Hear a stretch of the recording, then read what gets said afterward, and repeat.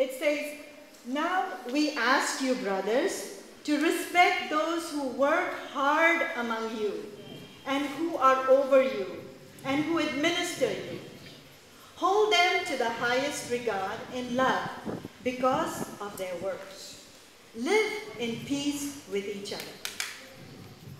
So the Word of God says, respect those who are working with you and who are over you, who admonish you, means who correct you, and hold them to the highest regard. That means respect them and live in peace with each other.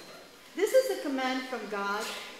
It was a teaching of Paul to the Thessalonians, but it is also an instruction to all of us personally, because we live in a community. And this is a community.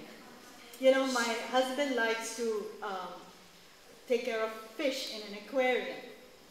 And in the aquarium, if you put different kinds of fish, sometimes they don't get along with each other. If you put goldfish, they all get along with each other. But if you put another kind of fish with the goldfish, they don't get along. And if you put piranhas are man-eating fish, they will eat all the other fish around them.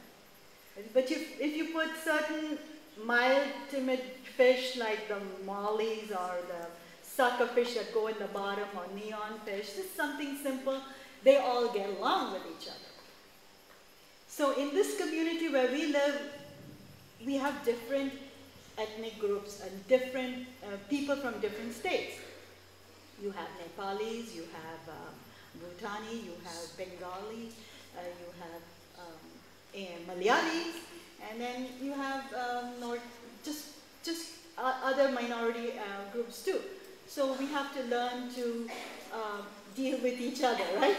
And that is hard, because each group likes to stick with their own group. We don't want to associate because we don't want to be uncomfortable.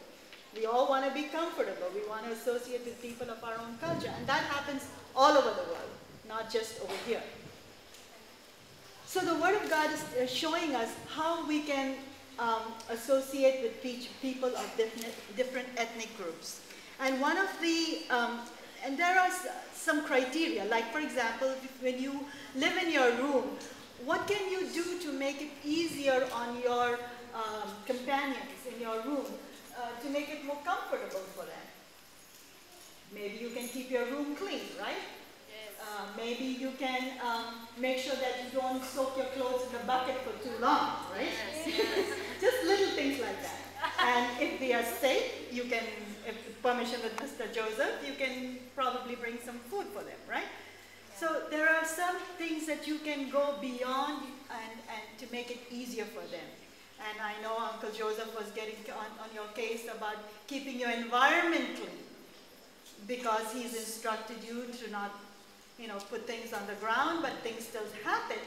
So it would be easier on him and on your leaders if you will respect that and not do what you're not supposed to do, right?